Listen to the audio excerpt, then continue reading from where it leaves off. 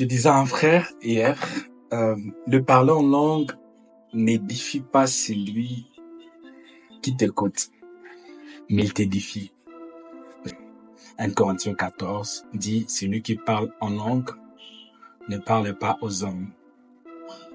Peu importe ce que tu déclares comme mystère, ça t'édifie. Ou ça te permet de communiquer avec Dieu. Mais ça n'édifie pas celui qui est en face de toi. Attention, il faut aussi nuancer pour ne pas créer quelques confusions. Deuxièmement, quand vous voyez peut-être quelqu'un conduire un culte, exemple, Seigneur, nous te disons merci, en fait, je suis en train de m'édifier, je suis en train de parler avec Dieu, mais je ne t'édifie pas. Ça va?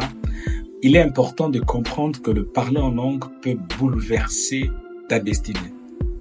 Quand nous prions, Seigneur, Dieu de grâce, nous avons besoin de toi, nous avons besoin de ta présence, Seigneur.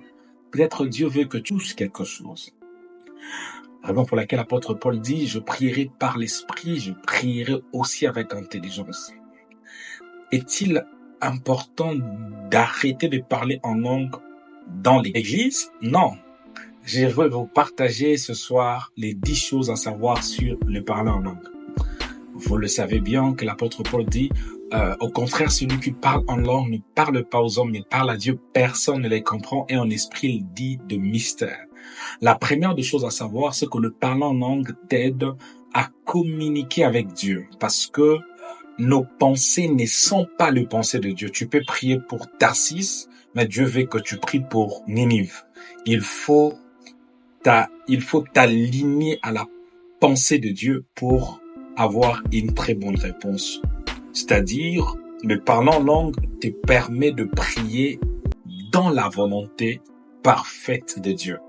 Raison pour laquelle la Bible dit, l'Esprit lui-même nous aide dans notre faiblesse, car nous ne savons pas quoi demander à Dieu.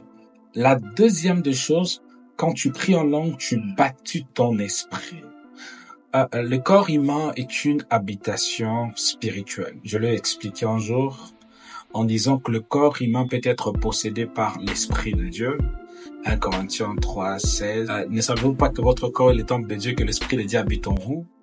Le corps d'un homme peut être possédé par l'Esprit humain.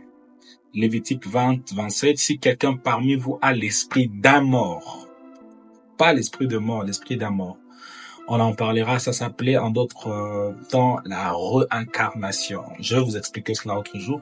Troisièmement, le corps humain peut être possédé par des démons. Le fou de Gadara, Marc 5, nous parle. Nous sommes le temple de Dieu pour bâtir, grandir notre esprit, je vais croître en sagesse, en stature. Pour bâtir notre esprit, Dieu nous a permis justement d'utiliser aussi le parler en langue, raison pour laquelle la Bible dit, c'est lui qui parle en langue, s'édifie lui-même. Le verbe utiliser veut dire oikotomeo, construire, bâtir. Souvenez-vous, Jésus a dit de creuser ce temple, je le rebâtirai dans 3 jours. Les gens pensaient que c'était le temple de Salomon, or que c'était le corps humain. Nous sommes le temple de Dieu. Et les 8 choses qui restent, je pense que je vous expliquerai cela le soir. C'était votre frère, le berger Grassimo, et je vous conseillerais de parler beaucoup en langue. En tout temps, parler en langue. L'apôtre Paul dit, je rends grâce à Dieu de ce que je parle en langue, plus que vous tous. 1 Corinthiens 14, 18. Grâce à votre frère.